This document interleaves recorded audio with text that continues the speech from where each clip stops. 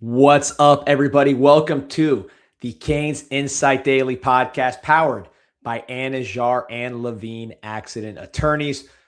Portal's cooking, man. That 2026 season, off season, is in full effect. Some great news yesterday, which we'll get into. Some great news potentially bubbling. Some bad news as well. All this is fluid. All this is changing. We're trying to keep you up to date, up to the minute. So we'll talk about all the comings and goings here. Also, we'll bring in your favorite, Steve K9 Kim, talk about portal movement, of course, the national championship game where Miami is going forward. First, some folks that I know where they're at, and that's right at the top. That's Anajar and Levine Accident Attorneys. If you or someone you care about has been injured in an accident, you could be entitled to significant compensation. Dial 1-800-747-FREE, 1-800-743-3733. Take back control of your life with Anajar and Levine. Pete, hop in here. D, good morning. Man, you were boogieing last night at about 12:45 a.m. Hit him with a little shimmy in honor of wide receiver Cooper Barkate, Big Barkate. Great morning to be a Hurricane. Bad morning to be a member of fake Duke legal Twitter. It's playing out exactly how we thought it would. Still some technicalities with the Mensa situation to go through here, but Mensa to Barkate's going to be a wonderful connection next year.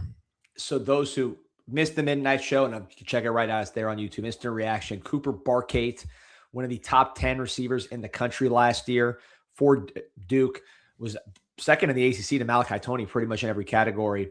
Incredible film, just a really, really talented player, outside player. Jumps in the portal. Duke didn't process him until the very, very last minute, literally right before midnight. He stood in the paint, stayed with his intentions to enter the portal. Very close friends with Darian Mensah, both from California. Obviously a huge connection on the field last year. Pete Nako's reporting, I'm hearing the same. Miami is the team to beat. Would be a monster addition. Of course, bad news as well, Pete. We should talk more about this because we did the Barkate show. Gerard Pringle jumping in the portal to potentially explore SEC options, looking around. And, again, portal gives, the portal takes. And before, Pete, you jump into it, I want to bring in to discuss all this the Korean Kosel, the man himself, celebrity, because every time someone meets this guy, they text me, he's telling me they met him. So, a big deal there in the Canes world. Steve K9 Kim. Steve, how we doing? Gentlemen, good morning. Great morning. How you feeling after this game? You were down here before getting to the portal and Gerard Pringle. Just your kind of thoughts leaving the game and where you're at with the national championship. Well, certainly disappointed with the result, but really a great sense of gratitude. The journey that we were on, and as someone that was lucky enough to be at all four games, from Kyle Field to the Cotton Bowl to the Fiesta Bowl, and then at Hard Rock for the national championship game. Look, the win was what was the goal. We fell one step short, and I tweeted this, and I put this on CanesInSight. Mario Cristobal is not here to win silver medals. I don't think he wants a participation trophy. I don't think he's wired to take pats on the back in a year where you play for the national title and you don't win it. However, with that said, looking at this in a different perspective, if you go back to Larry Coker's last game, and I believe that was on the blue turf against Reno, right? That was the end of the 2006 season. NBC if I'm not Computers mistaken, Bowl. I believe Miami won more postseason games in this past month than they did in about 20 years. Think about it. So I just look at the steps that this program took. And we always talk about how Mario Cristobal rebuilds this program to what Pete always says. You got to start getting home on these top 10 players, not just come in second place, not just be a school that everyone likes, but says, hey, these kids, you got to show me more. Going into the playoffs, number one, that was a big step to qualify or to be chosen. The A&M game was big in a sense that if they would have lost, it would almost have been as bad as not making the playoffs, because then the murmurs would have been, well, they didn't deserve it anyway. But as you got further and further and further, it became more evidence of proof of concept. And as Miami became more of a central focus of the national media coverage of college football, Mario Cristobal can sell that. And the program started to become Now, I don't want to say elite because it's 1 year. Now, this has to be the new floor, basically, making the playoffs and winning at least a game or two.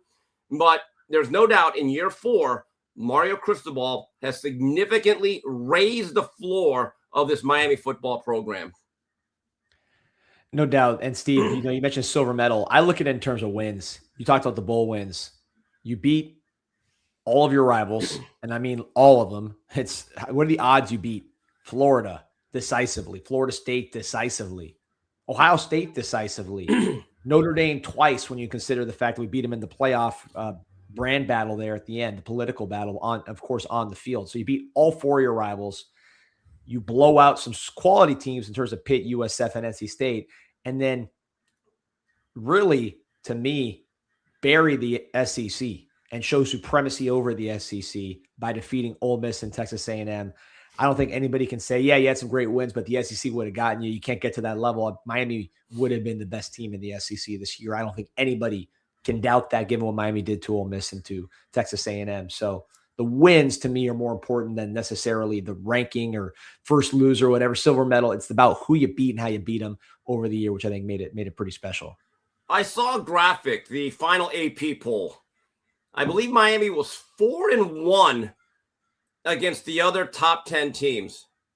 And also for Mario Cristobal, he is now changing perception on what he is as a coach. He's not just a guy that can recruit and acquire talent. He's actually gaining, I think, a well-earned reputation as a big game coach. Now, the other side is, look, we got to start winning the ACC now. I don't know how long that league's going to last before it dissolves or we leave as a program in a university. I would actually like to go to Charlotte and then win the whole thing and get that trophy. But if you look at Mario Cristobal's run during his 4 years at Miami, specifically the last 3, Miami has beaten big name programs pretty consistently. And that is certainly a building block. So again, when I look at this year as a totality, highly successful. Think about losing the number 1 overall pick in the draft, 7 players drafted, which we had not had in a very long time, and to come within, 1 drive of winning it all against a very well-coached, sound, disciplined team that had the Heisman Trophy winner. Look, I get it. The championship is the goal at this program. But the job Mario Cristobal and our staff did in year number 4, I think, we are not completely satisfied, but I think we should all have some gratitude. Steve, the vibe I'm getting too, outside of it, this just being a great run for the fans and for Mario and the team, is we understand there's been a big investment into this program, way different now with Mario coming in here. And then obviously the last couple of years, not just like the money inside the program, but the people who have, been a big part of the NIL success. Yeah. And the vibe I'm getting, Steve, is investments well made. People are very happy with how everything has turned out. And I think in today's day and age, you need some instant gratification in these situations. You need to show the people like Joe Echeverria, who is a very important person in this whole process, is I think going to be vital in this Mensa thing here. Just, kind of standing firm. And I'm not, obviously he's not the attorney and he's not battling it, but just like standing behind Miami and what's to come. And I think when you're putting that much money into it and then you're now seeing what you're about to get into in return, I don't think these investments are going to stop anytime soon. Petey, with Joe Echeverria, who actually I met at the bar post Cotton Bowl, had a short chat with them, very nice gentleman. Miami is no longer playing football. He's the anti-Thaddeus Foot, and it's brilliant, and it's great. It's the best thing to happen. Now, there's a guy that understands the value of a very good athletic program, specifically the football team, and what it can mean for the overall brand of the university and the institution. And you're right, Pete. Everyone, and we know who the players are, from Joey to Rudy Fernandez, yeah. The Moss brothers, and everyone else that's really involved. Look, there's always this question of what are we getting out of the NIL? Well, a lot of these guys just want to watch a good product and they want to win and they want to see their alma mater whether they graduated or not, they want to see Miami win. So a lot of these guys, they don't actually need to see a true return on their investment in terms of a dollar value. Here's what they want to see. They want to have great memories. They want to have great times. They want to win. They want to have fun. And as someone that was there, every step of the way, I saw the momentum building. We traveled well. Everyone was having a great time. Every step of the way, more and more players showed up, ex-players from 30, 40, even 50 years ago, recent players. And here's what I found interesting. On my YouTube algorithm, because I watch a lot of Miami Hurricane content, I saw that as the playoff momentum built, the local ABC, CBS, NBC, and Fox affiliates would have special news reports about hurricane mania spreading throughout South Florida. People celebrating their wins out in the streets, banging on the pots and pans. Sports bars are booked, people celebrating. And I think that is great because, quite frankly, I did not feel that even 2-3 years ago. Now, I will say this to those people. Guys, there's nothing keeping you from going to a Virginia game at noon next October. The mania doesn't just have to be in the playoffs. I'll just leave it at that. And I think you'll see that improve. Obviously, look, even when we were on the greatest home winning streak in football history, you still did have some of those games that were not as well attended as they should have been. But I think you will see improvement there as well. Everything will lift up. But Steve, let's get to the news of the day here. We talked about Cooper Barkay. We'll talk about him in a second because we did a show yesterday. I want to get your thoughts on that. California flavor to the University of Miami.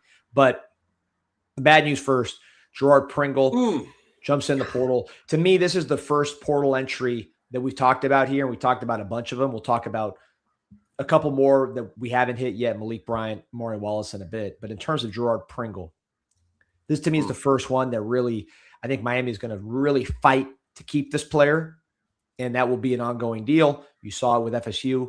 Basically, all their good players jumped in the portal before negotiating a return.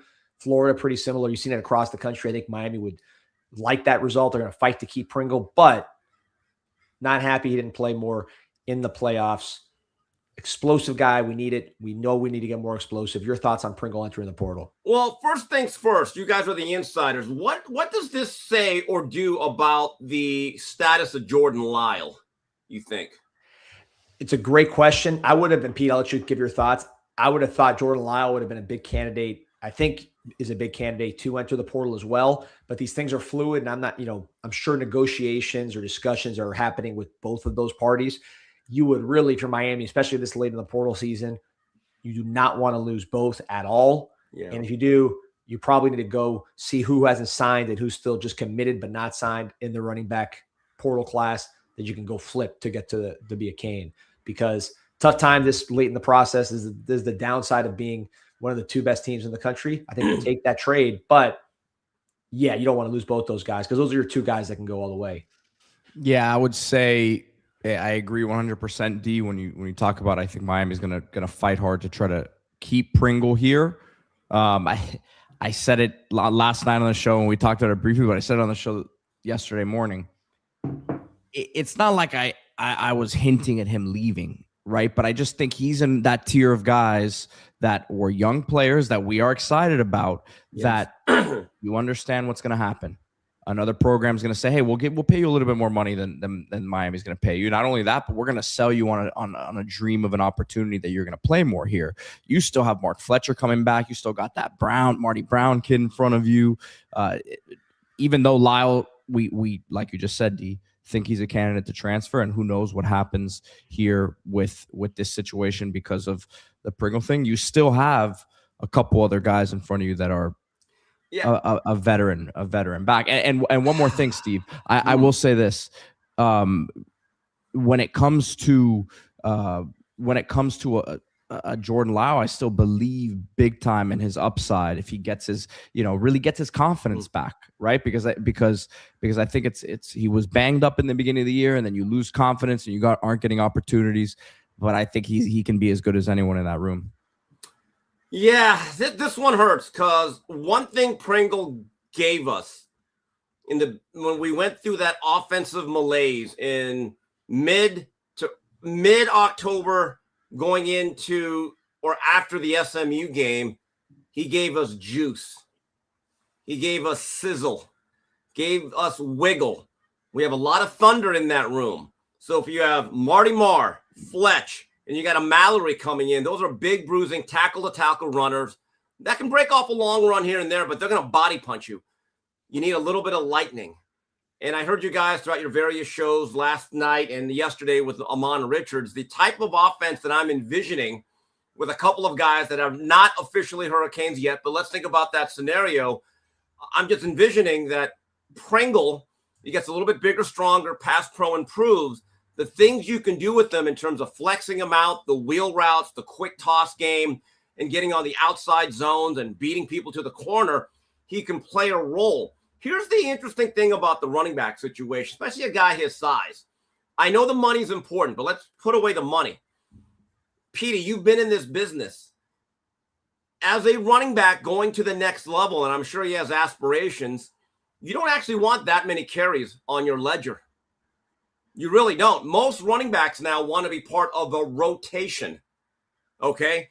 And this goes all the way back to Edgerrin James. The reason why Edgerrin James was drafted ahead of Ricky Williams was very simple. Bill Polian explained Ricky Williams was a great college player.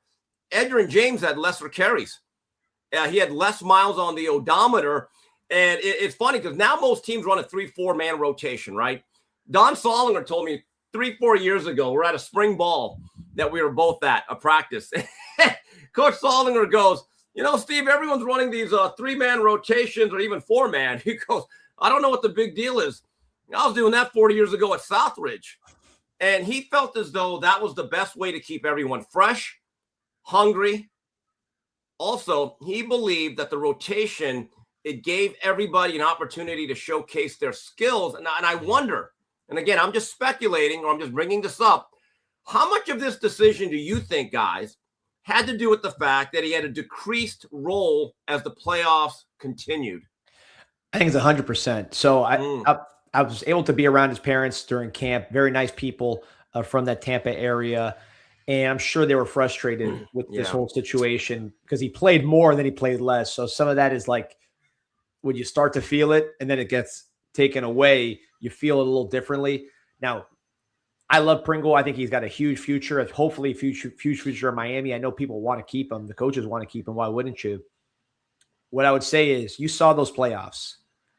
That was a grown man playoff. Yeah. He had reps where he was in pass protection and it looked like a tremendous liability. Not because of anything he did wrong. He's a freshman who is a smaller freshman. That is just what it is. Not something that's like a red flag for him. It's just his age.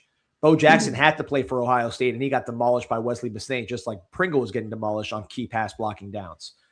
So I just think when you watch the playoffs, and Miami was trying to win a national championship, that was a playoff for mature players, physically mature, not like, older guys and physical guys, like obviously Mark Fletcher, who had said all year, that's the kind of guy you want in the postseason. We've been watching postseason football in college since it existed. That's always been those type of guys that do well in the postseason, not the smaller guys. And then Marty Brown, obviously he did his part to contribute to wins. We ran better than we had at any point in the season in the playoffs against better competition. That's just the facts. So I think Pringle is a very, very, very talented player. We need to keep him. Yeah. We need to fight to keep him. This guy is going to be really, really good. But at the same time, to say that he should have been playing in the playoffs, I don't think that's a logical position that you can base on anything other than projection, because what you saw in the limited snaps and what you saw without him suggests that we had the right running back rotation for that playoff. Yeah, Danny, you got to go with game flow. And look, one of my favorite players, Marty Marr, for a full month and a half, disappeared after a very good beginning to the year. That's life in a team sport. And let's look at the playoff run. We played 4 games. They all went 2 regulations. That's 240 minutes of game time. I would estimate, and again, I didn't do the math exactly, for about 200 of those minutes, they seem to be one possession games that were very close. So a blitz pickup that is missed, strip, fat, sack, fumble, guy picks it up at the 2-yard line. Those things can flip a game. Now in blowouts, you can be a little bit more liberal in terms of your rotation. But the things that he can do, go back to the North Carolina State game. There was a particular play where we dumped it off to him, not into the flat, but more towards the hash. He made about 2-3 guys miss. I'm just disappearing and cross defenders up like Allen Iverson. And I said, wow, that is a rare skill. The ability to just make people swipe at air and get another 7-8 yards on top of the 8-9 you got. So you need that. You need some variety in your running back room. And maybe Jordan Lyle's going to be that guy. But that is life in college football. The portal giveth, the portal taketh.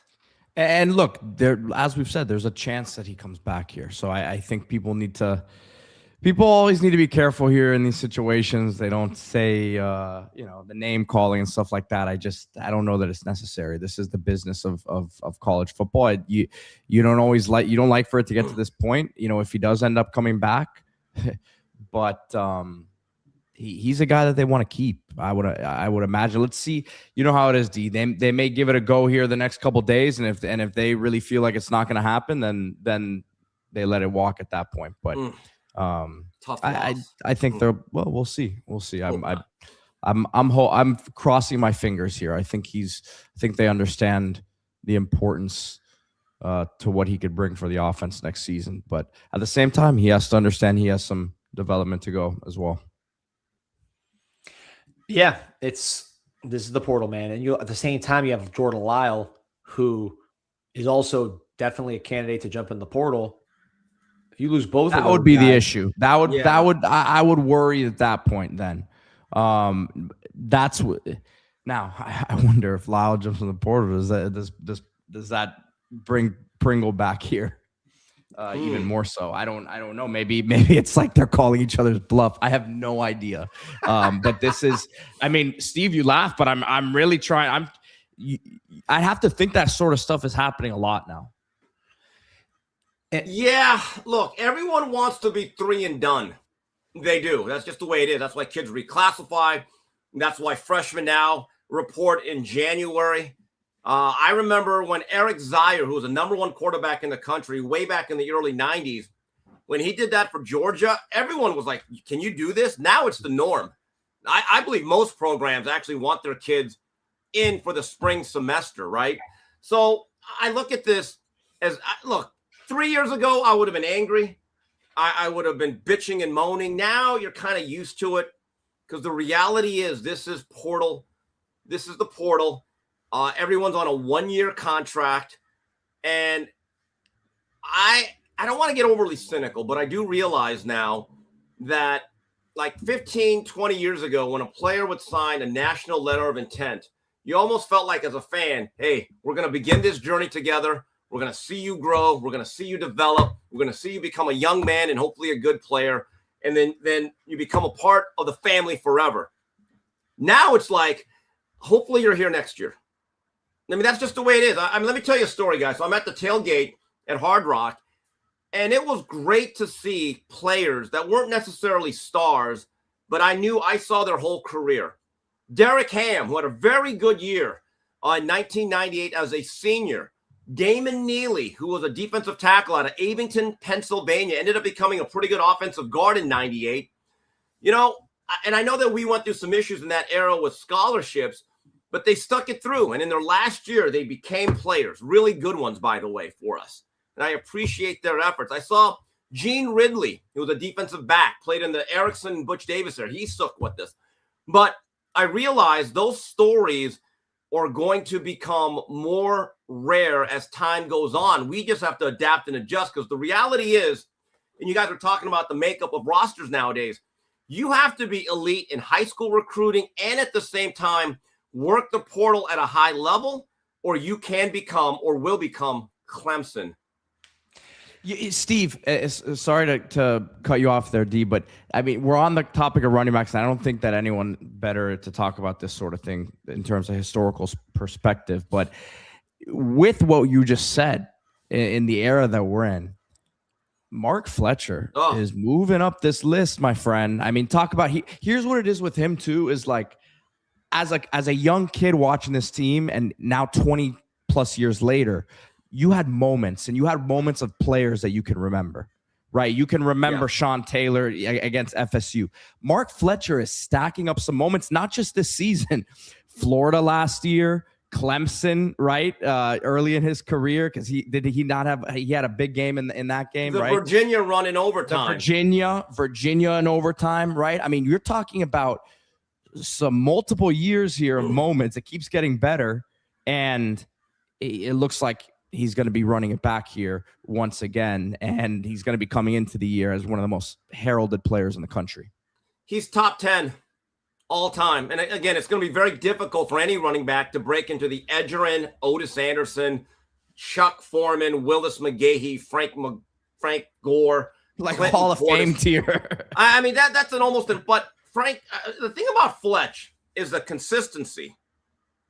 But you talk about the moments. One of the moments that I'll never forget during this playoff run, because I was really thinking about the great moments that stood out. There was the Keontae Scott pick 6. There was Carson Beck running in against Ole Miss. But the spark to all of it was with about 3 minutes to go. We're at our own 8-yard line, or right around the 10.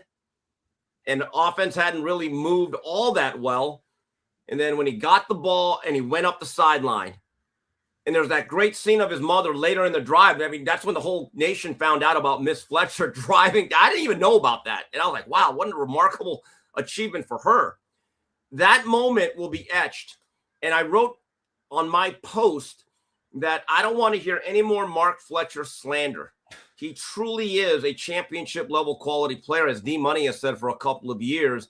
And just the steadiness that he brought, and even the tough, hard-nosed runs. Every yard was earned against just a hard-nosed, physical, talented Ohio State front. So, again, when I look at the pantheon of running backs, and it's a deep room, he is certainly in that top 10 in my view at this point. 100%. Kyle points out 14 games he played due to injury, and then, of course, the long playoff run. 92 yards, 12 touchdowns, 5.5 yards per carry, 17 catches, 140 yards, 2 touchdowns, some of the best block pickups. Look, he missed some in pass protection like they all do. I know Fisher for Indiana juked him out one time, and you're talking about elite players you're going against one-on-one. You're going to win some, lose some, but his ability to block an Arvell Reese one-on-one is going to be a top 5 pick in the draft, and is bigger than him. And he was blocking them one-on-one easily, going and getting Texas A&M's best linebacker twice as a lead blocker and burying him. I mean, humiliating their best linebacker, knocking Texas A&M, one of their best defensive tackles, unconscious. I mean, this dude, physical presence is unreal. And yeah, like you said, the fact that people were questioning this guy during the season, I think a lot of Canes fans need to reevaluate how they look at the sport of football, because I've been saying it. Too many people look at it like it's Madden. Too many people look at it like it's Big 12 loser ball on Fox, in the middle of the season. This is championship football. And for 20 years, really more than that, but as long as I've been alive, 40 years, this is how you win in the postseason. And Steve, we are now 2 12-team playoffs in, right? So we got 2 seasons of evidence with the wins in the 12-team playoff. Yeah. And we have learned it's the same thing that won when Alabama was winning 4-team playoff, 2-team playoff. You can go back to Michigan. You can go back to the 60s. Physical defense, power running, good decision-making, clean football, traditional football. Doesn't mean you can't be explosive. You want to be explosive on top of all that. That's how you become these teams that blow everybody out. But if you don't have those ingredients, like Ohio State and Notre Dame did last year, like Indiana and Miami had this year, and like all those SEC teams had when the SEC was running it, you are cooked. So I don't want to hear in the middle of the season, hey, we got Fletcher, he doesn't see the field. He doesn't juke people out in the open field. We got this guy, and he's so electric in his highlights. Championship football requires big boys. And that's what Fletcher brings to the table. I think that's, to me, the learning experience when now that we've seen 2 of these playoffs along with our entire history watching postseason ball. And Danny, going back to Pringle, I get the sense that his wheelhouse as a player to be peak efficiency, he's not meant to be a 25 carry a game back. He's not. Just the size, the pounding. And if you want to run inside, which you have to do, basically almost any offense, really. But his best role, and reminds me a lot of James Jackson. I always thought James Jackson was more effective, more explosive as the second back. He was good as a starter, But when he had to come off the bench as the second guy behind Edgerrin James, he busted off a lot of long runs, I thought, early in his career in that role.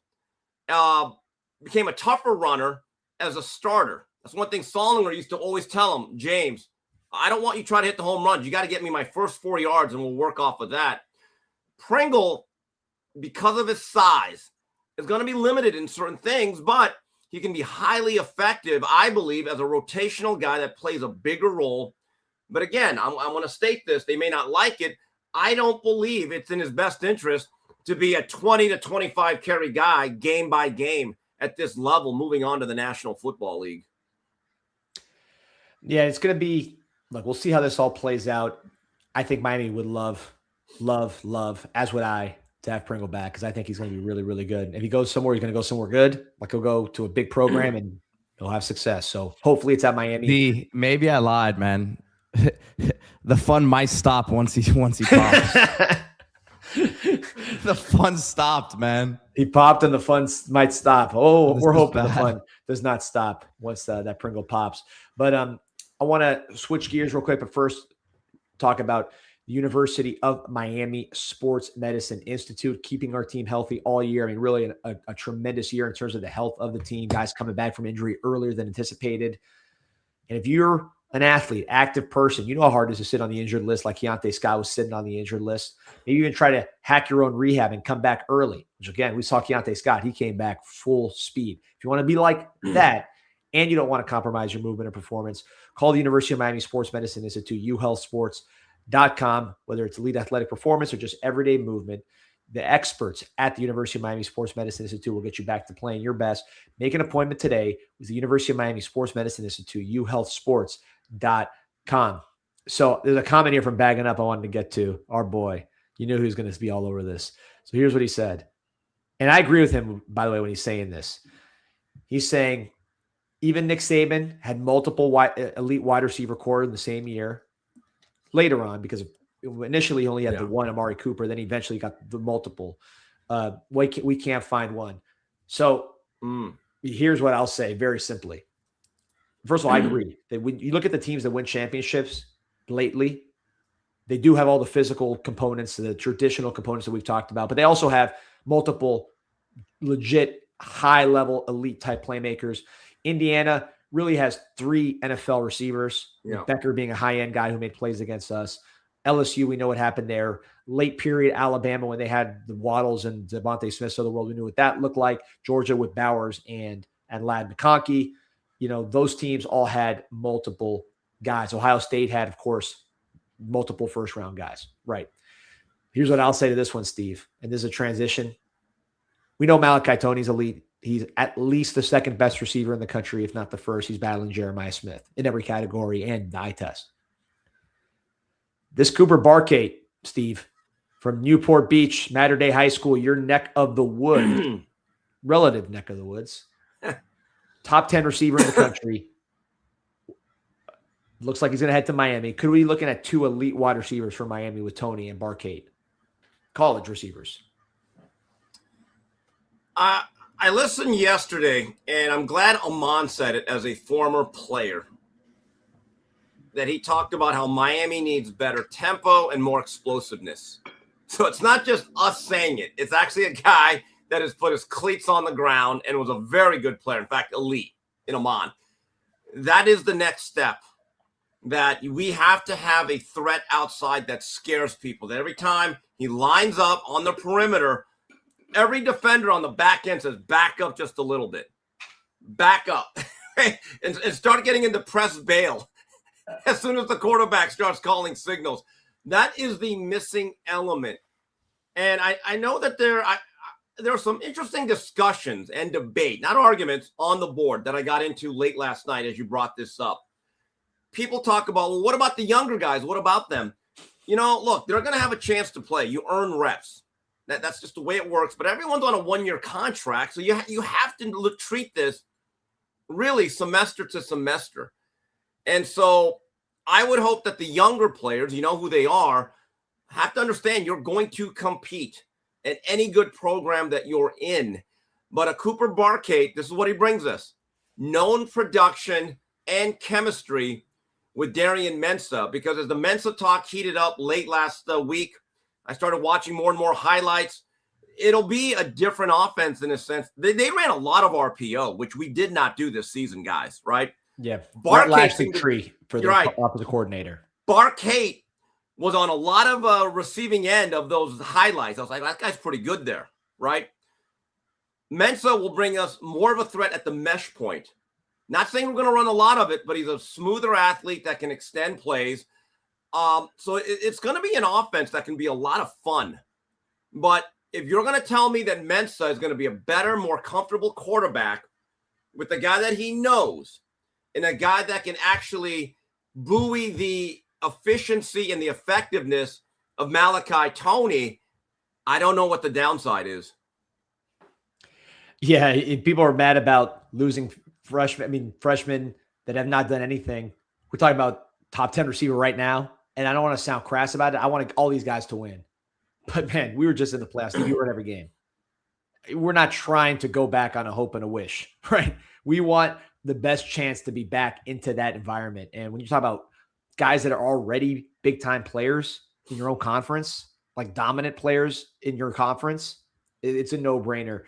Comment from Mr. Milan Baby says, just want to thank Coach Dawson, top-notch offense. I think he definitely maximized the offense. And this leads to what I'm wanting to hit next, which is I see people saying we don't have an explosive guy that can take the top off. We do. We have the most explosive player in the country. His name is Malachi Toney. The problem is that teams were bracketing Malachi Toney to take him away because they weren't worried about the other guys beating them with big, huge chunk plays. Now, luckily, those other guys were great football players, TJ Daniels, Keelan Marion, and they made all the plays that we saw lead us to the championship game.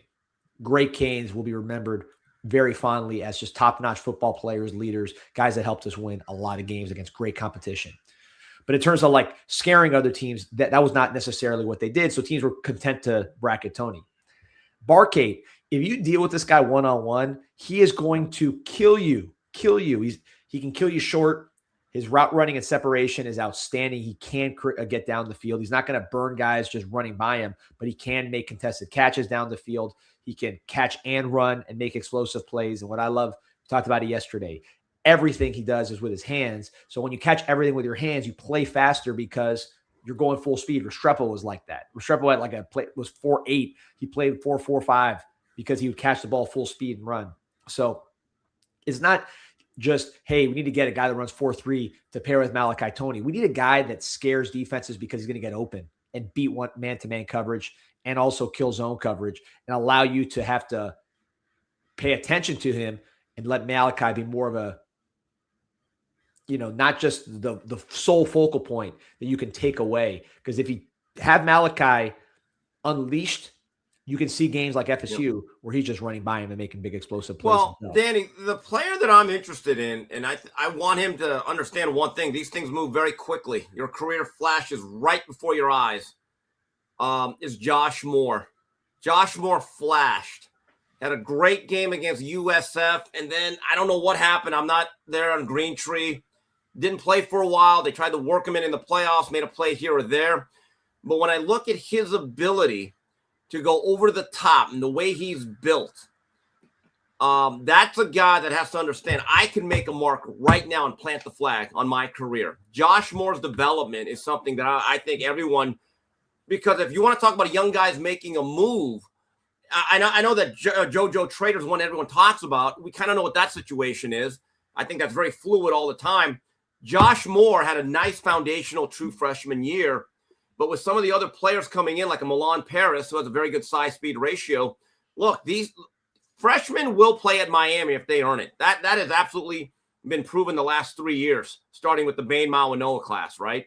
Well, Josh Moore can make a move now to be a legitimate guy that next year could have 50 to 60 catches.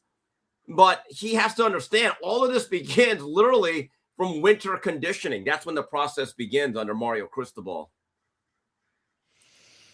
Yeah, I think we talk about the trenches being such a veteran position, guys, but I don't see too many championship level teams that are playing 3 freshmen, which Miami was. Malachi Toney, obviously deserves it. We're excited about Josh Moore's talent, excited about Upshaw's Dylan talent. Upshaw, can't forget him. Yeah, Upshaw.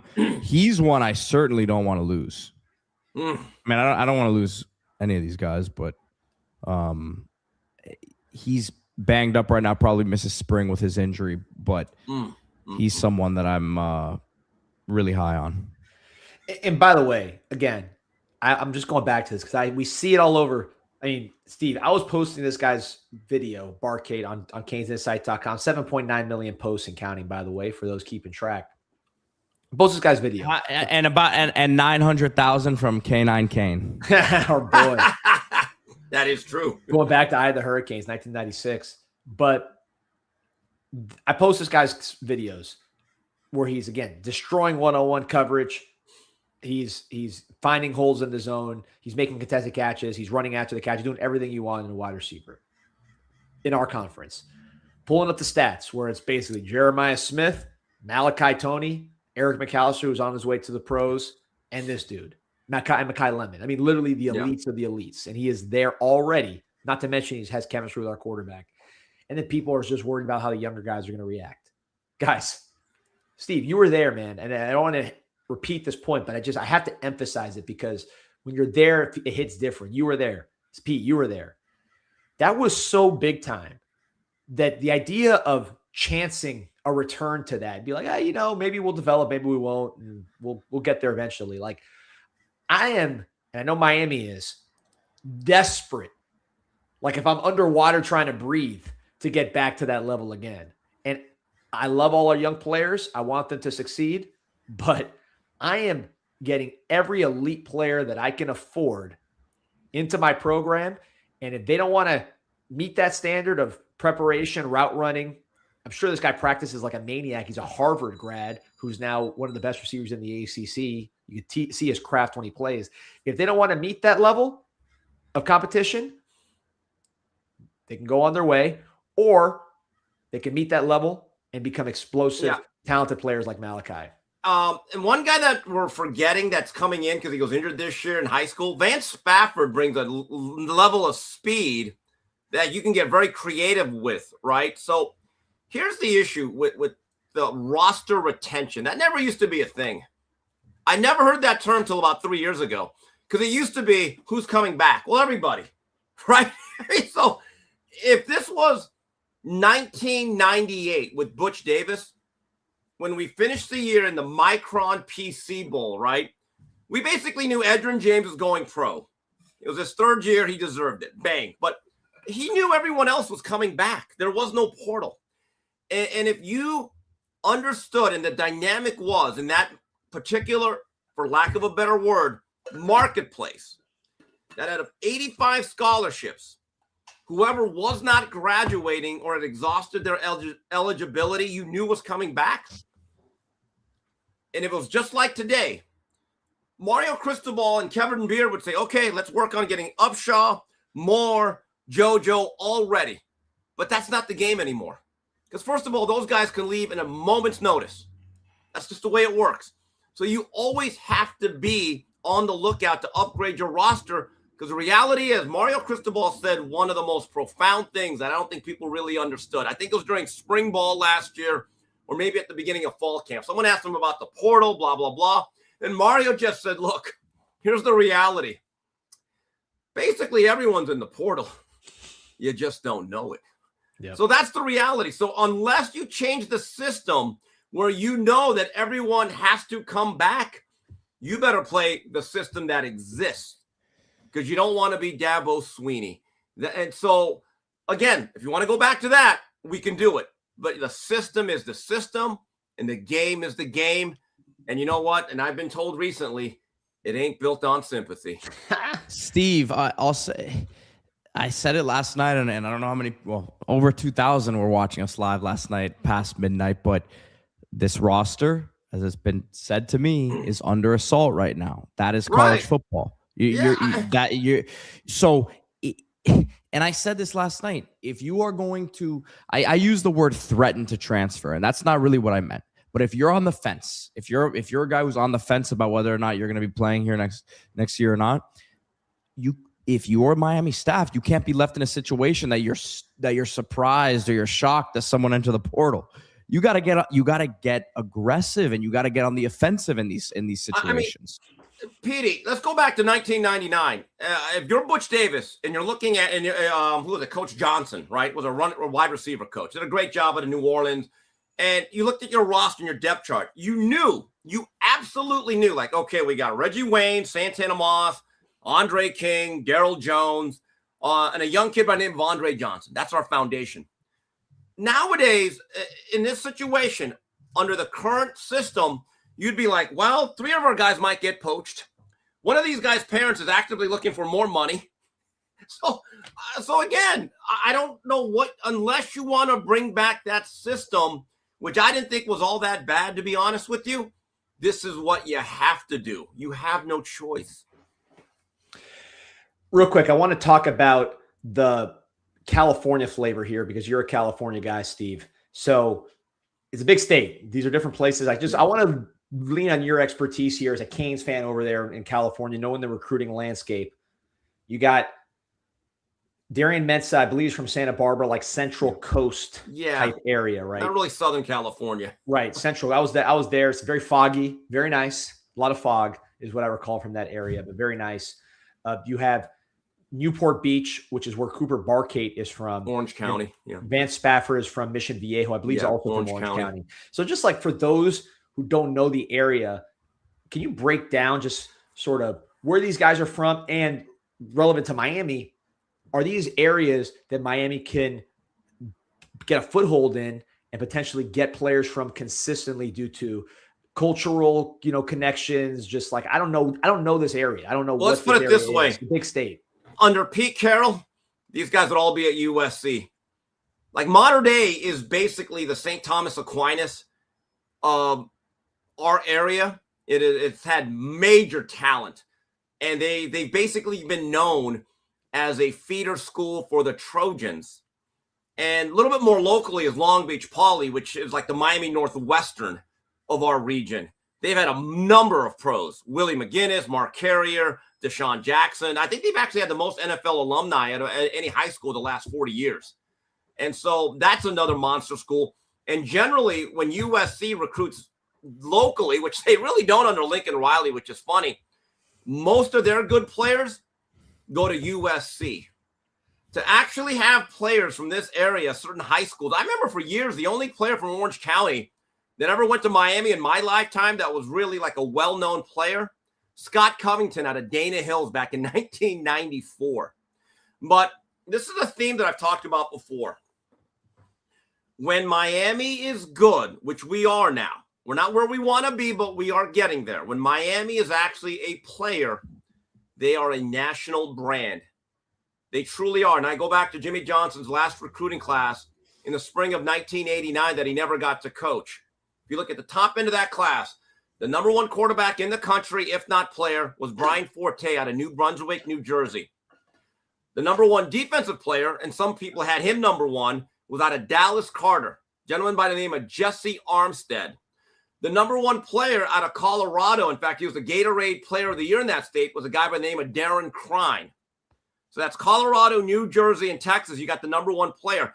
And if you actually look at the makeup of a lot of our rosters, there is a misperception that 90% of our teams, of the championship teams, were just South Florida. It's really not true. And I've actually done breakdowns. I should show you the list that I put together of all the out-of-state players that Miami has had that I have considered standout players. And when Miami is good, not only are they national, but with Mario Cristobal's experience at Oregon, they are real. I think we're going to go more national than ever. I think some of the stuff that goes on with the 7-on-7, the player agents in South Florida, I think it's a bit of a turnoff, to be honest. I hope I'm not offending anybody, but it is what it is. As we go further and further into this process with Mario Cristobal, I believe that there will be a national netcast in terms of recruiting. And there's a balance to this too, because like, first of all, South Florida is not always the same. Like last year, South Florida was down. We only signed Campbell from Northwestern and Javian Mallory. I believe we only signed 2 South Florida guys, right, Pete, last year. So it's And I don't think there were that many guys that we needed to sign. It was just a down year. Now, at the same time, Derek Cooper, but he could have helped, certainly, especially with Cooper certainly right now looks like he could have helped with the way that this is for sure. But if you look at like the team that we put on the field that was beating everybody, you had a lot of national guys. Then you also had a deep core of South Florida guys, whether Malachi Toney, Mark Fletcher, Ruben Bain, Frederic, Besant, Ahmad Moten, right? There were a lot of South Florida guys that were critical to this deal as well. So it was a mix. It was a balance. You can get too far on one side, or you can get too far on the other side where you get to Coker era where you're getting all these guys from all over the place and they can't really play. And then other teams are using your South Florida guys. So I think there is a balance to it. And part of it, Steve, is, it's not just recruiting South Florida from the high school. You're also getting guys from the portal too. So like an Omar Thornton from Boston College, you've seen him at Boston College in the ACC, knocking people out, doing the go to sleep while the guy's twitching on the ground. We could believe in this guy and bring him back home, right? So it's not just getting the guys in high school to the expense of going and getting a Vance Spafford in California. If you want these South Florida guys, sometimes you can get them on the next round when they've already shown they can play. So Danny, think about Miami's last 4 games, right? So it's A&M, Ohio State, Mississippi, and then this Monday. Those were games that Miami was a standalone, right? On from week 0 to week 14, there's 58 other games going on across the country. Miami's last 4 games, they literally were about the only college football game on for that 3.5-hour window. That is an incredibly easy thing to sell as a recruit. No doubt. This is a big time run. I mean, it's just everything maybe it's my algorithm, but it certainly seemed like Miami was just all over the place. I know it wasn't my algorithm because the same thing was on TV when we turned on the TV. It was always some Miami thing going on, whether it was Michael Irvin on Saturday Night Live or, I mean, again, I talked about it yesterday. People were laughing about it in the chat. Bella Danger, she's all over the social media, the bar stools of the world by showing her. Obviously all the Hall of Famers on the sideline. It just feels like Miami as a national brand. And you tell me, Steve, because you do the show with Coach JB, with Jason Whitlock. You're a national guy. You're a Miami guy, but you're a national guy, and you live outside of Miami. What do you see as the perception of Miami after this run? And just kind of like the brand value. I tell you what's interesting. During the first 3 weeks where Miami advanced, basically when I go to a game, all I bring are things that are orange and green, maybe white or black with the U or an ibis. Seriously, I keep it pretty simple. I always tell people, don't make dinner plans with me at a fancy place because I won't be dressed for it. Basically, all my Adidas gear, maybe some of my old school Nike gear, a little bit of pro player, once in a while starter. So I'm basically just gear the whole time. I keep it really simple. And when you go through the airports, you're just walking to your terminal, you're going through security. I had so many TSA or security people, just regular fans, just people coming up going, hey, Miami, way to go. It was really interesting how many people seemed to want Miami to advance. Really, it was interesting. I don't know how many schools get that. I'm talking about schools that have been much better than Miami the last 20 years. I don't know how many neutral fans ever say roll tide. But I know a lot of fans have an appreciation for what Miami was, whether they hated or loved them. So I think this run has been unbelievable. It's been priceless because I go back to what I said. No matter how good of a salesman and no matter how dogged Coach Cristobal and the rest of this staff is, if you're going just 7-5 or not making the playoffs, there is still a skepticism that exists with a lot of young people who have never seen Miami actually win.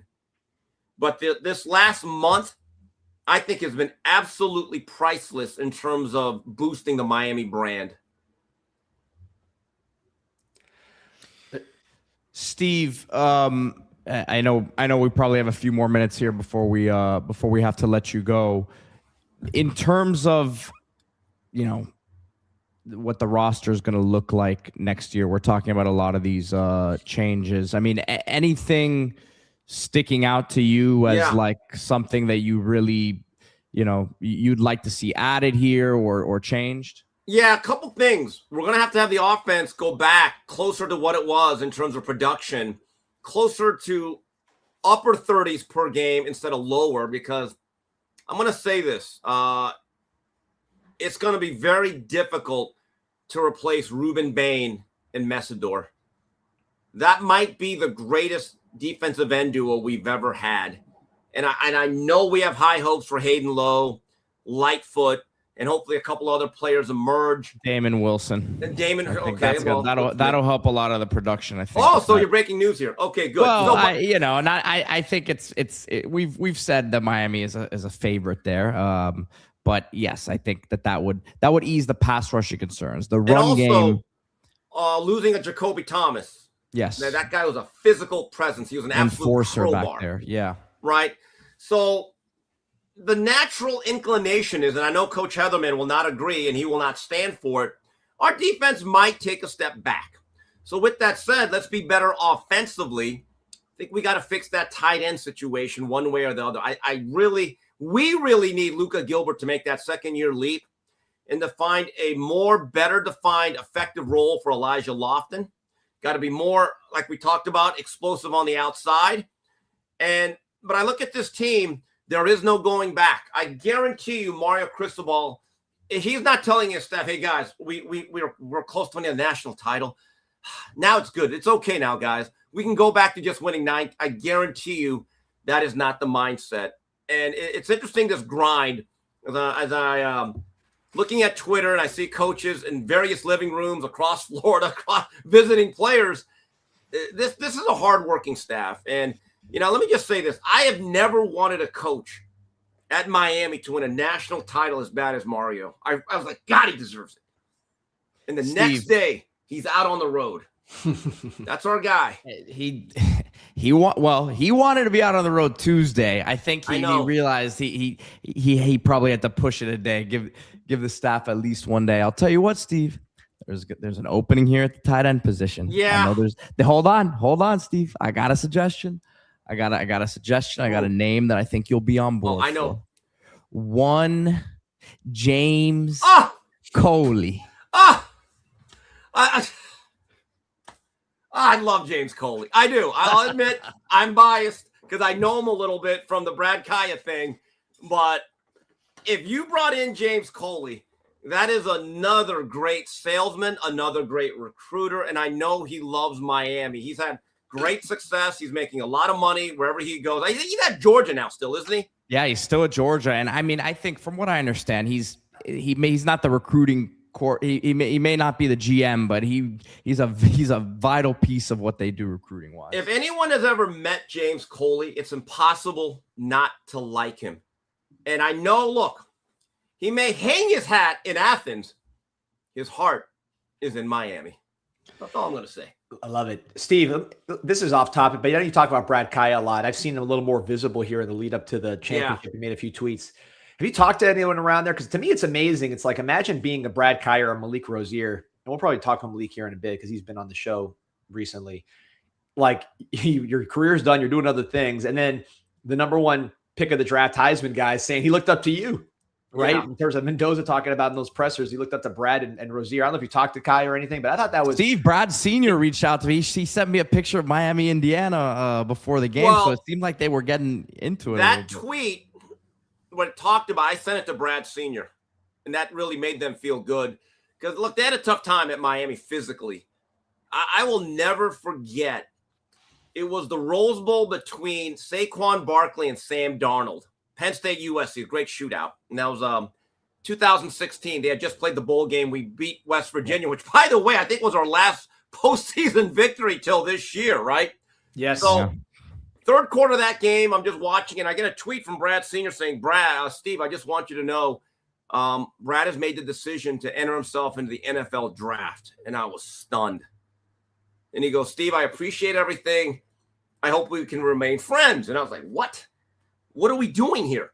And I just said, look, Brad, it's not my decision. I'm glad you came to Miami. I want to apologize because your son's experience should have been better here. We let you down. But he's always been very loyal to Miami. I actually saw Brad last month at a film festival. His dad entered a film. It was at the Man Chinese Theater, I think, and we had a good time. Brad is still a Miami Hurricane fan. He made the decision about 4 years ago as he was making his way into the NFL, a couple of practice squads. He could have eventually landed on a roster and made a career out of it, except physically, I think he realized, I think I want to walk straight at age 40. And now he's beginning a successful run as a screenwriter. And in fact, he's one of the main writers on a show. It's going to be a football-based show. It's going to be like the West Wing of football. So his heart is still in the game. And I gave him a book that I thought is going to really help him in his journey, North Dallas 40 by Peter Gent. One of the all-time blunt, honest, raw looks at professional sports. And I said, Brad, read this. It might give you some ideas, but I think you'll become a better writer after reading this. North Dallas 40, I suggest everyone read that book. It's wild, right? So he is still very much a Hurricane. And in fact, his dad had invited me to go to a couple of places to watch the playoff games, except I was going to them. So they're still Miami guys through and through. Yeah, the movie too, right? North Dallas 40. Yes, and they actually changed certain things. And North Dallas 40 had a great line from John Matuzek, who, by the way, did a great job of playing a football player, but he's still a great job. And every time I hear this line, it really represents a lot of what the NIL and transfer portal has become.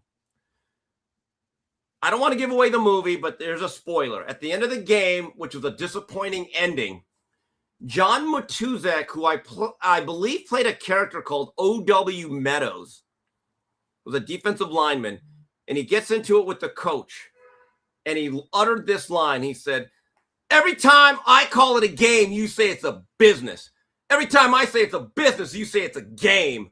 I need feeling, man. And that right there is one of the truest things. I don't know who wrote that line. I don't know who came up with it, but it's a genius line because it really does. It symbolizes what is going on today in college athletics. Love it, baby. Steve, where can they find you? Well, they can find me on Twitter, Steve Orale Kim, or actually Steve Kim 323. That is my Twitter. Steve Orale Kim in Ode to East LA. That is my Instagram. And I'm on with Mario Lopez. We filmed a fresh show where we talked about the Miami playoff run on the 3 knockdown rule. And I'm on with Jason Whitlock on Fearless. And I'll be on in about 15 minutes with Coach JB. Before I get out of here, guys, I want to talk about, I saw a lot of the former players, guys, on Monday. And I want to say one thing. I don't think there's a brotherhood quite like the Miami Hurricanes because these guys just don't show up for national title games or playoff. These guys are there all the time. The Canes for Life tailgate led by Randy Bethel and Darren Handy. Quatrine Hill, my good friend, was out there. By the way, Colin McCarthy got his tickets. Talked to him for a few minutes. Also, Steve Walsh, my favorite quarterback of all time, my boyhood quarterback when I really fell in love with Miami. I asked him, I said, Steve, are you just here to tailgate or did you actually get your tickets? He said, no, I ended up getting a few tickets, Steve. And I said to Steve Walsh, I said, Steve, there should be a rule. If you've led Miami to a national title, if you're part of quarterback U, if you're in the Ring of Honor, and you're a Heisman finalist, if you meet certain criteria, you should always get at least 4 tickets. I think that should be a rule moving forward. Just a suggestion from the Kimster. Steve Walsh should never have to not worry about not being able to watch a game. Had a great discussion with Russell Maryland. What a very nice, amiable individual he is. I also got to talk to Greg Mark, who's doing very well. His daughters were there with his family, very nice people. And it is great to see the alumni base, the brotherhood. There really is nothing like it. Yeah, that Steve Walsh rule makes a lot of sense. The Steve Kim rule, though, he's always getting a ticket to every game. Well, I pay for mine gladly, though. That's the thing. I don't need a freebie. I haven't earned that. I will gladly pay for a ticket. That's all I'm going to say. But also, the most interesting discussion I had was with Gene Ridley, and he talked about the transfer portal, about how he was kind of glad that there was none in his day because he said, Steve, I stuck it out at Miami. I didn't make the NFL, but at age 21, 22, I went into real life with a college degree, and I'm good. My life is good, and I have a brotherhood. I have a network of people that I met at the University of Miami, and I'm glad I went through the process. And I think people, I hope these young kids understand it. The money matters. The money is important because it's yours, and it can change a life. But at the same time, there used to be a thought process when I signed to a college, I'm making a 50-year decision. I don't think that really exists anymore. But for most guys who are not going to be playing football by the age of 25, like Eugene, he said, you know what? The University of Miami, the degree that I got, helped me get a head start for the rest of my life, and I'm good and I'm happy. And it's great to see a lot of our former players that never really played at the next level actually understand the value of that diploma. Because think about it. When Eugene went to school, the yearly tuition at UM, which is a very good school, is about $30,000. I didn't realize this, guys. It's about $90,000 now. I'm blown away by that.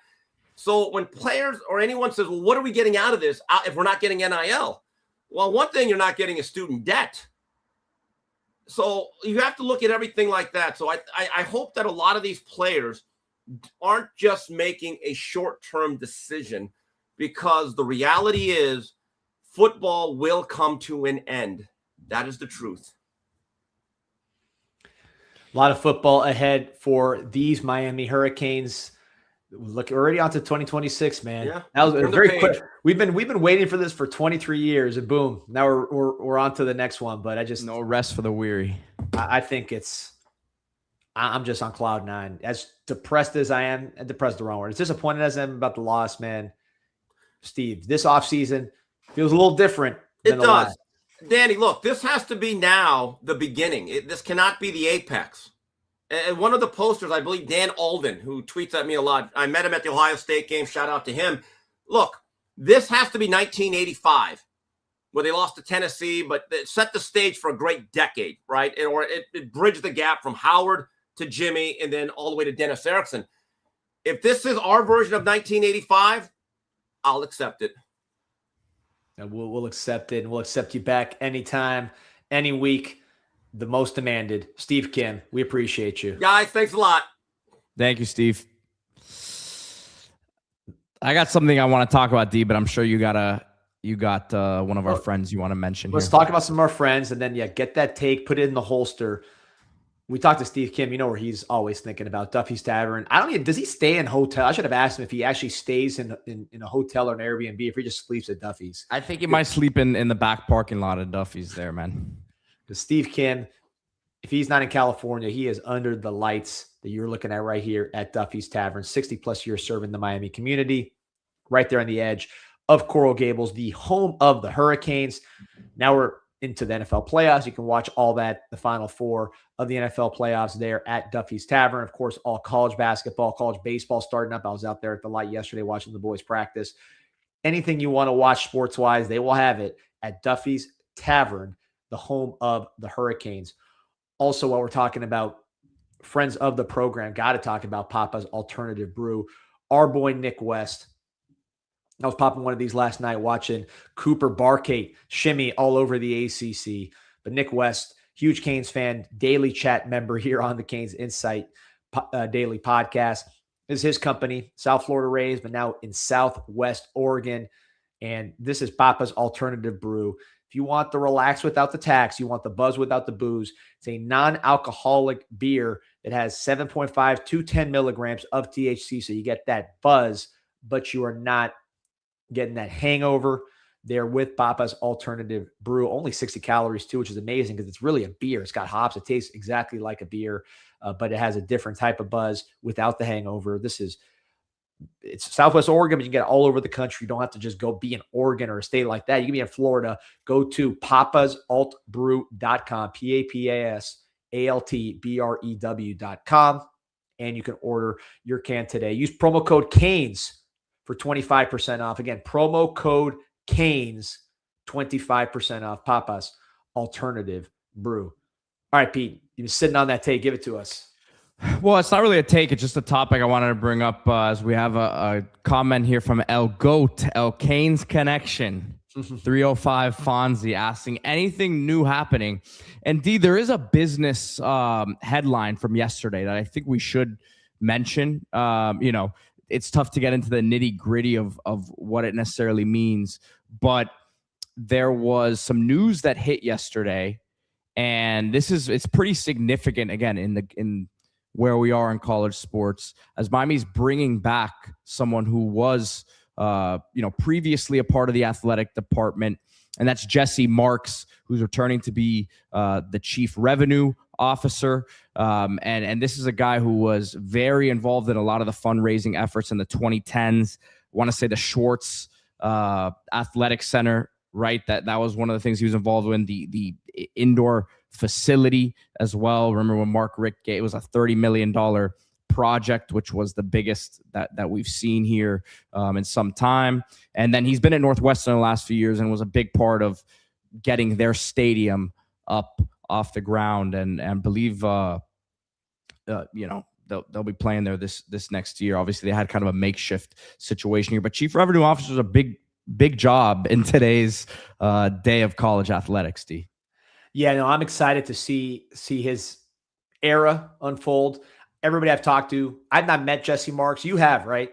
Yeah, I've known Jesse well. Actually, saw him over the weekend at the tailgate, so he was already back here, excited, ready to bring a lot of energy. And he's the thing you got to understand about Jesse is he was fundraising in a very difficult era. Yeah, he was fundraising in an era of probation, of really just some garbage altogether, right? And he had to fundraise through that. So now, I don't know that it's going to be a fundraising sort of role as chief revenue officer, but he's someone who understands the business from all sides here. Worked with the Dolphins as well. So he's been on the pro side too. So I think this is a phenomenal hire. Again, one that may go under the radar for people because this isn't the athletic director, but some could argue this is more important than the athletic director in today's day and age. Heard nothing but exceptional things about Jesse from everybody I talked to. Yeah, looking forward to meeting him. Obviously, I work with the University of Miami on a lot of stuff, storm sessions, a million other things. So excited to meet Jesse. And again, the reviews cannot be more glowing on this guy. And he's a Miami guy. Like you said, University of Miami graduate, bleeds orange and green. Joe Echeverria, University of Miami graduate, bleeds orange and green. You have people in the program that are just so passionate about the school. Cam Gorby, we always shout him out. Pat McAfee talked about how a lot of these SIDs he deals with, they're just doing a job. With Gorby, it's like his life. This same thing with Marks from everything I've heard. Joe Echeverria, you've seen his passion. Passion is the wrong word, obsession, right? It's competitive insanity, which is what you want. So this fits right in with that. Important position, hugely important position in modern college football. Love that he got experience elsewhere because you don't like where you're just getting all those Miami guys, right? And they haven't seen anything else. You want Miami guys that have seen other things. For example, Echeverria was the CEO of Deloitte. It's a pretty big deal, right? Marks doing what he does at Northwestern, a school that is challenged in a lot of ways, just like Miami was when Manny was here and Marks was here. So he's had to deal with those adverse situations.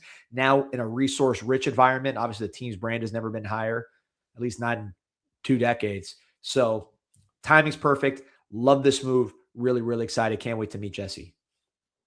Yeah, man. I just think it's one of those moves that you may not know what it really means right now, but when you start seeing different things that go on, different partnerships and different revenue sources and revenue streams, I think this guy will be a big part of it. So excited to see, like you said, what he does here. We had a paid comment here, D, from let's did we get to the Dan Alden one? I'm sorry. Let's go. No, you didn't. Thank you for keeping us on track. So he says, what a system, only 2 rosters for every school to steal from. Congrats for being better than everyone else. Need a minimum of 30 high school kids a year. Yeah, when we signed about 30 last year, right, Pete? So yeah, a little more than that, maybe 1 or 2 more than that. Yeah. So that's the style. I think really with the way recruiting is right now, and just looking at with the portal era, trying to understand all these different things, it's like we used to judge classes. Hey, you got these impact guys, then you got some contributors here. Then what was the depth of the class and all this other stuff, right?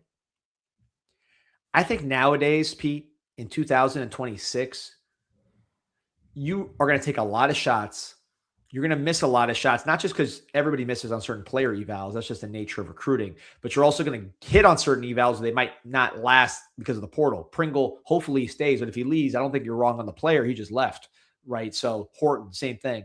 So you're going to have a lot of leakage for a lot of reasons, not just because the players aren't good. Because a lot of times the players will be good and they'll still won't stick around. But I think when you're signing a lot of kids and you're signing really talented guys, you'll land a few that are going to be huge difference makers. The class of 23, most of those guys are in the portal. And a lot of them didn't work out. Some of them did and still jumped in the portal. But when you look at that class, Francis Maldonado, top 10 pick probably. Ruben Bain, top 10 pick probably. Their production for Miami, insane in multiple years. And then Mark Fletcher. Yeah. So those three alone for that 23 class, you're going to say, wow, that 23 class was a bust because all these other kids transferred? No. You're talking about impact players that changed the program, that made new fans. It's like think about it. It's when your favorite NFL team has 7 to 9 draft picks in a season, maybe less than that. If you hit on the first round pick, second round pick, you forget, and you get stars there. You want to build back end of the roster depth, but if you get your starting corner for the next 8 years and a starting offensive lineman for the next 8+ years, you're excited, right? Yeah, the jerseys in the store. Like when Lamar Jackson got picked by the Ravens, I don't know who else they picked that year, but I mean, can you imagine them not getting that player? Like these are program Hayden Hurst, players. no? Huh? Yeah, they picked Hayden Hurst that year. It didn't Who matter. was actually like, before him, right? And you don't even remember. And he was a huge bust, actually. But you program changing guys. So I think that's what you're doing here. You want to land a lot of guys because look, draft and develop, just like sign and develop. There's a reason why you want to do that as much as you can. At the end of the day, you're trying to find impact players to change your program. The portal allows you to raise your floor, but at the same time, you're going to lose guys from these classes. So you got to oversign. RBK Classic, appreciate your support, asking, does UM have to be the highest bidder to get the best players? As in, can we get away with paying a little less than a Texas Tech by selling development, especially on the O-line and D-line? I would say this, Pete, you're on the agent side. You know this as well. I think case-by-case basis, but generally, I think this is more of a situation where you can tie and win as far as the money. Tie on the money, win on the player, and get the player, as opposed to trying to be under. That will happen where you'll try to sell things and not be the high bidder. But I do think more realistically, players are going to take money, and it's going to be about matching and then winning that battle while matching. I don't know what you think. Yeah, and I think there's a couple things to say on that. On top of I agree with what you just said. If you are Miami, right? Let's use Jordan Seaton for an example, right? Jordan Seaton's a guy who's going to make a lot of money in his career, but he's still trying to maximize what he could make now. If you're Miami, you need a left tackle. LSU's gonna need a left tackle. Oregon's still trying to keep themselves in the mix. These are schools that are going to give him a lot of money, right? If you're Seaton and the offer from LSU is $100,000-$200,000 more, then I don't know that it makes that much of a difference. Now, if you're Miami, you're also if you really want the guy that badly, you're probably not going to lose the guy over $100,000-$200,000 is the point, right? So I think a lot of this stuff sometimes gets blown out of proportion. Like if the offer though is $500,000 to $1,000 to $1 million more, okay, that might be a significant amount. That is a significant amount. Like it's not might. So there's going to always be a give and take with each guy, case by case, but. I mean, Miami's in a good spot. If they really want a guy, I think we'll see it play out here with Damon Wilson. Texas Tech wanted Damon Wilson. That was not a done deal, right? It's not signed, sealed, delivered just yet. But I'm saying, like, I think Miami's going to end up winning that one. That was one that Texas Tech, he was on campus there, and they threw money at him. So I think each situation will speak for itself. Well said, Pete. A couple comments I want to get to from Primetime Rambo. Appreciate your support. Says, I'm going to keep pushing it. Mark Fletcher should cash in now. His stock will not get higher than it is now. He should go pro. He's probably a second-round pick. Look, I'm sure he's considering that, but it's not the first time you've seen the situation, even at the running back position. I use the Nick Chubb, Sony Michel example, Travion Henderson. There's more, but those are just two that jump out to me right away. But you also see like a Jeremiah Love leaving. It's a case-by-case deal. NIL, I think, makes it different because let's say he's a 3rd-round pick, and I think that'd be a pretty healthy projection for him just because of the nature of the position. That's not that much different what he'd be getting paid than what he'd be getting paid at Miami, right, Pete? As far as like what the NIL he's going to get. And he is such a legend and becoming even more of a legend. I know that's all that intangible stuff is important to him. I just pray he stays healthy because he's had injury issues in the past. That part of that's also, Pete, also, you know this because you've been talking to scouts forever. They look at injury history. Yeah. So like the fact that a Messidor played through some injuries as an older player. I mean, Messidor is now being projected as a 1st-round pick as a 25-year-old. He was a late day 3 pick last year, if that. It can go both ways too. If Fletcher stays completely healthy again next year, they'll say, man, this guy, the way he runs, just stayed healthy relatively this year. And then went a whole nother year staying healthy. So it can flip. It can flip. And I think Fletcher is going to be a great pro. I've been saying this. He showed how good of a runner he is in the playoffs. He's a real runner. He's draftable just as a runner. But I think if he goes to a team with, like, let's say he gets drafted by like the Detroit Lions, just to use a team, right? David Montgomery leaves. Fletcher kind of fills that role of Montgomery. You still have Jahmyr Gibbs. And Fletcher is running in place of Montgomery. He's the power runner to replace Montgomery. That's a big running role. On top of the running role, I think you could put him with Jahmyr Gibbs, have him as a lead blocker in the NFL, and he's still going to be a good lead blocker, like fullback quality. You see all the snaps that Alec Ingold gets, that Kyle Juszczyk gets, all these guys get. I think Fletcher could do that plus be the runner. There's a lot of, so he's a guy I think, and of course pass blocking, we know how good he is. I think he could be like a big, heavy snap NFL player because of all the different things he does in a way that's harder to do at Miami because you don't have as much time to put in all these different plays. But his versatility, I think, as an overall football player is just size. You heard Brooks Austin, the film guy, my boy. He was talking about how when he's on the field, you really appreciate how big Fletcher is. We've talked about that on this show. Like, you don't know how big Fletcher is until you're standing next to him. He is huge, bigger than he looks on TV. And I think that's going to help him ultimately whenever he does go pro. And I think, D, right, there's other reasons why it wasn't just all, football talent, I'll say, with Damian Martinez as to why he didn't end up sticking, or he hasn't ended up sticking yet in the league. But that has to be in the back of Fletcher. Not because Fletcher knew he's a ball. That kid was a baller. Like that dude could run the rock. Oh yeah, stud. And kept Fletcher off the field a lot of times last year. So I think that was probably in the back of Fletcher's mind too. And that's the great side of NIL here, is that it affords these guys opportunities like that. Bagging up, we love you, but come on, man. In Indiana's small players were chopping Fletcher down like he was 170 pounds. Did we watch the same football game, my friend?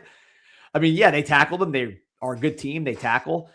I could be wrong, but I believe he had 17 carries, 112 yards, and 2 touchdowns. But, who's counting? 17 Obviously, carries, had a big yards, early in the game, there were struggles, but I don't know that it was his fault. This is football. Like people are like, oh, Fletcher's not a great pass blocker. He got beat by this linebacker. He's the best pass blocking back in the country. I didn't just say it. Listen to all the other people, national people who look at this stuff that said the same thing. I mean, football, sometimes they make good plays. Sometimes you make bad plays. Fletcher did pretty good in that national championship game. 17 carries for 112 yards. Week before, 22 carries for 133 yards. Week before that, got pedestrian 90 yards at 4.7 yards a carry against Ohio State's historic defense. The week before that, 17 carries, 172 yards, 10.1 yards a carry against Texas A&M. Playoff record for most yards in a playoff. Other than that, he was getting beat up by these little guys. Come on, bagging up. You can't give me that one. He's reeling out with the Pringle loss here.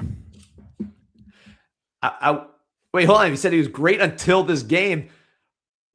Brother, he had 17 carries for 112 yards and 2 touchdowns in the national championship. What do you want from him? 200? Come on, man. Bagging up. I love you. Help me out here. Come on. Anyways, shout out to Mark Fletcher. Shout out to Bagging Up. I love Bagging Up, man. He's the best. He always gets us going in the comments. 3,400 on, by the way. Pete, we should talk about this before we get off here, because we've talked about the Mensa, the Barcade stuff. We've talked about Pringle. Two departures we did not talk about here, Pete. I want to make sure we cover on this show. Malik Bryant enters the portal. Amari Wallace enters the portal. So let's just talk about these guys. I'll start with Malik Bryant there, Pete. But two defensive departures. Malik Bryant, one of those class of 2023 guys. We talked about that class of 23, how there's a lot of guys that ended up in the portal. Some of them contributed before they left. Malik Bryant played some snaps for us here and was a good guy practicing in the locker room. Riley Williams, guys like that played before leaving. But Malik Bryant, part of that 23 class that left, which most of them have jumped in the portal besides those stars that we talked about, Fletcher, Malinoa, and Ruben Bain. Came in as a linebacker from IMG, originally from Orlando Jones, same high school as Darion Coleman, right there by the stadium. Came in as a highly touted linebacker / defensive end, played defensive end, stand-up defensive end at IMG. We thought we could turn him into a linebacker. His build was probably more like that. Didn't really work out at first. Ended up switching into to that edge rush position. He played pretty good, played some snaps last year, played in spring, looked like he was going to have a good season. But I think what hurt Bryant, first of all, got injured. So that's really the thing that hurt him. He was going to play. He'd play a lot more this year if he didn't get hurt. So let's put that right at the top. But I think the emergence of a Marquise Lightfoot, Pete, who's a similar guy, but just maybe a little more juice. Marquise Lightfoot, that 5-star, that really, really, really explosive guy who plays like Malik Bryant, stand-up rusher, great motor, tough and physical, but just a little more speed and length.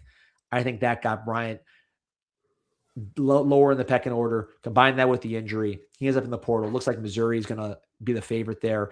I think it's a great spot. Team that's a top 25 type team, produces pros. Nothing for the best for Malik Bryant. I think he has a great chance to do well there in the SEC. But what are your thoughts on this one? Yeah, and I give him credit for kind of reinventing himself a bit because, when he first came in as an inside linebacker, I don't know that was the best fit for him. And yeah, I thought he could see some rotational time this year.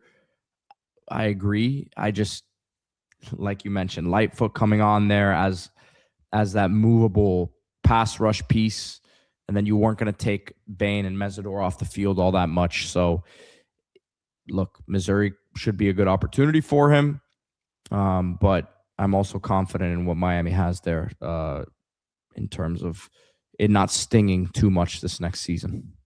Yeah, Booker pick another one too that will be in the mix. So, also you're adding Ashari Charles, right? Lafayette, two of your favorites. Pete, you've been the first. By the way, I'm saying this now, putting this flag in for you because you've been saying it that our pass rushers in this class are underrated with Ashari Charles and DeAnthony Lafayette. Lafayette didn't play an All-Star game. Ashari Charles did go to the All-America game, balled out. So we'll watch those guys. But I think that's ultimately just what happened with Malik Bryant. I think this is a good player. Obviously, the fact that he's not transferring to like Connecticut is a tell that there's a good player here. That he's going from Miami to a place like Missouri potentially. Yeah. So, and the coach, I always think it's a good sign for a player when a coach brings them to a school that they're at, especially like obviously there's going to be schools that are a step below, but Missouri being an SEC program, Derek Nicholson, the linebacker coach over there, he knows what it's supposed to look like over there as well. And if he thinks Bryant can go in there and be a guy for them, then it's a good sign. And he was lower on this depth chart even before the injury. So never did anything disrespectful to the Canes, always worked hard as I understood. Again, had the injury, but was someone who, Miami liked and was going to play more this year than he played if he hadn't been injured. But again, with Lightfoot, I think it's hard to keep that guy up the field. And he's trying to get on the field over Bain and Mesidor, who play a ton. So it's like it gets jammed in there. So this is what the portal's for, I think. Just good players moving on to better situations. And it's going to be good for everybody, I think. Other defensive departure, Pete. Amari Wallace, the freshman safety / nickel from Miami Central, enters the portal. This was a signing last year. Really been on the scene since he was a young player. Played for Team Raw, which is where Fitzgerald, Malachi Tony came from. Raw Miami. Shout out to Coach Duaso. Always was a really good player at Miami Central. Came on the scene early along with Ezekiel Marcelin, who's still at UM. those were early starters, early guys that made a lot of big plays in their careers. Had a nasty leg injury as a senior, broke his bone. You didn't know if he was going to be able to come back. He came back fine. He actually participated in the spring. But I think ultimately here, not the biggest guy in the world, right? And when you're not the biggest guy and like you're not a super dynamic athlete, you have to be perfect to play early at least. And he wasn't that. He was a normal freshman, which is nothing to be ashamed of. He's only a freshman. But I think that's why he didn't play more. I think him not playing more leads to his departure, right? Well, and I think go ahead. I think that he had a strong spring D. I want to say he was like one of the leaders in spring in interceptions. I think he had double-digit interceptions in spring from what I talking to someone the other day about the departure. But then you had this guy named Bryce Fitzgerald coming this summer who I think just has a little more juice as an athlete than Wallace. And I think he could be a good player. I'm interested to see where he winds up, because there were people concerned that he wouldn't, ever really even become close to what he was before the injury. And he showed right away that he was capable and that he was going to be able to move well. But the size, I think, would be something that was potentially going to hold him back here. Yeah, I totally agree. And you mentioned Bryce Fitzgerald. So Bryce Fitzgerald emerges as he's got to play, either whether it's the safety or the nickel. These are both the spots that Amari Wallace has to play. Or who else fits those roles? Omar Thornton from American Heritage, another local guy who's older, who played 2 seasons at Boston College and was one of the better defenders in the ACC. So I think Omar Thornton coming in as a junior, where Amari Wallace would have been a sophomore next year, or a redshirt freshman, second-year player. I think Omar Thornton was just much more proven in the same role. So you can bring in an Omar Thornton from the portal, plug him in, and you know what you're going to get from him. Whereas Amari Wallace, more of a projection, doing a lot of the same things. I think if you're Amari Wallace, makes sense to go to like a team like an FIU. I would, if I'm him, again, he's his own man. He's going to make his own decisions, but I would not run to like the biggest name program that offers him a spot, because he's got to play. And when you're a small guy, you're not going to get benefits of doubt. So you got to kind of show people, hey, when I'm on the field, this is how I get down. So to me, I hope Amari Wallace goes somewhere. Maybe it is a bigger program, but wherever he goes, I hope it's somewhere where he can play, because he's never going to show you in practice and just walking around and coming off the bus like what he can do. He's got to be playing games. Very instinctive player, gets interceptions, hard hitter, Dade County type of kid when it comes to his instincts and his toughness. But he's got to be on the field, whether it's nickel or safety. So I hope he goes to a program that's going to allow him to play. And if he's a transfer after that, he can transfer after that. But that's, to me, the next step for an Amari Wallace. But from a Miami perspective, I think Fitzgerald, Chris Ewald's a good nickel as well, more of a pure nickel than a guy like Wallace as a safety nickel. But Fitzgerald and Omar Thornton, I think, are covering that territory for an Amari Wallace. Yeah, best of luck to him. You don't like to see the local guys go, but at the same time, guys want to play. And if they don't see the opportunity there for them the next year, then I think they should move on and go, like you said, D, go play and then show that you belong on a level. I think he belongs on a level, like on a P4 level, no doubt. Me too. I don't want him to go somewhere and then he comes off the bus, he's like 5'10", and they're like, whatever, and he can't show what he can do. It's supposed to go into like an FIU or like a USF kind of team where he plays, and you can just watch the film and say, wow, this guy's a baller. Yeah, for sure. Which Omar Thornton did. Omar Thornton did not go to Miami out of high school. He went to Boston College, but he balled at Boston College, and now he's at Miami. So that's the way it goes sometimes, especially with these South Florida guys that aren't prototypical. Primetime Rambo. We got to that one. Here we go. Here's another Primetime Rambo. Combo, last one for the day. We appreciate you, man. You can keep these rolling all day. We appreciate your support. It says, right now, linebacker and tight end are probably our biggest weaknesses. Anything remaining out there to improve the room in the portal? I'm going to dig into this. Pete, maybe you have more information on this. I do think we have young guys who want to play at these spots. I get it. Torre, the waiver. There were some cryptic Instagram posts about Torre yesterday, like players posting and them hugging him and stuff. That would be a disaster. And it would be a surprise. It would be different than what we expected. 100%. 100%. People keep asking me the question. I don't have names, D, but I'd be pretty surprised if they don't add someone at each of these spots. I agree.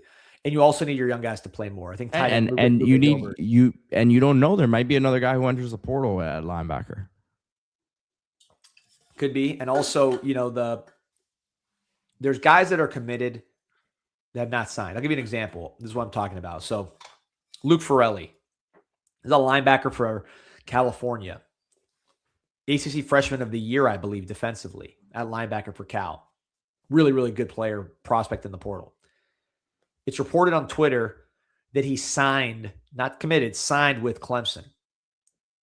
He just got back in the portal and said, it looks like he's going to go to Ole Miss. I mean, this all happened in the last couple of weeks. So I think some of these guys that are committed and signed aren't really committed and signed. And there'll be an opportunity for Miami to flip some guys. I don't know who or what.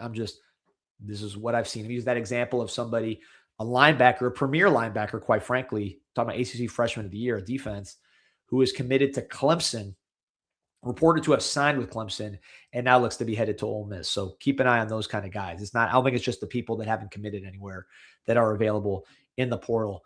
Mr. Peso, appreciate you. Love Fletch, running style, injury risk. You need to change the pace back. You don't just play a Lendale White. It's a Dawson player utilization issue. I mean, I have no problems with how the running backs were utilized in the playoffs because it got us to where we had to go. Our running game looked better than it did at any point during the year against better competition. Going forward, though, 26th season, I think we both agree, you need somebody there that's an explosive threat, more so than even Fletcher, who showed he has that juice too with that long run as he's getting healthier. But I think you do need some more. Yeah, hopefully they can get Pringle back. Yeah, absolutely. Absolutely, man. It's going to be fun portal season. It never stops, does it, Pete? Never. And let me throw this out there too, D. I was talking to a personnel individual in college football yesterday. There is an expectation that, because right now the rules say grad transfers can't have to go by this portal period. But please tell me what's stopping someone from graduating in May, withdrawing from their school and enrolling over the summer somewhere else. I'm having a very, very difficult time seeing how they can stop them from doing that under the current rule system. I think that schools are preparing for this to happen as well. So I know that there's only one portal period, but if guys graduate now in May, I'm not counting anything out. Just throwing it out there. And again, you're the lawyer here, but I would love to understand how it makes sense if someone wants to withdraw and enroll in a school. Be a fun off season, man. It's be a fun off season, just like it was last time. Like and subscribe to the show. Don't forget to check out the Miami Hurricane team store. Get all your gear celebrating this tremendous run. Promo code INSIGHT20 gets you 20% off. But right now, you actually got a promo code that gets you 20% off site-wide for a great season. You can go to MiamiHGS.com, or you can just go across the street from the University of Miami, get all your gear, commemorate this season, or get ready for baseball, or just roll with the basketball team, which is going to bounce back here this week. We are confident in it. Promo code INSIGHT20, 20% off your first item, Miami Hurricane team store. All right, Pete, I have a feeling, I don't know, this is not like people think I'm like hinting at something. I actually have no information. But I get the feeling we're going to do an emergency pod sometime today about something. For better or for worse, I'll tell you. It just feels like it, man. So like and subscribe, 3,700 on now. We're on all hours a day, midnight yesterday, always at 9 o'clock, and keep it rolling. Josh Sarnoff, I want to know what shampoo and conditioner D is using. That better lighting or new shine? Just the lighting. Just the lighting. We stick to the same. This isn't going to help the allegations. There's an allegation in the Discord that Josh Sarnoff is actually you, D. Really? So, yeah, he has a picture on the there is. He's got a picture right there. I know it's a running joke. It's a running joke. Like I don't know. Bit. I guess I see that's what people are saying. So, all right. Well, someone, there was a couple. You sent me an alleged burner yesterday, which is actually not my burner. We'll get into that. But anyways, like and subscribe to the show. Go Canes. Go Canes.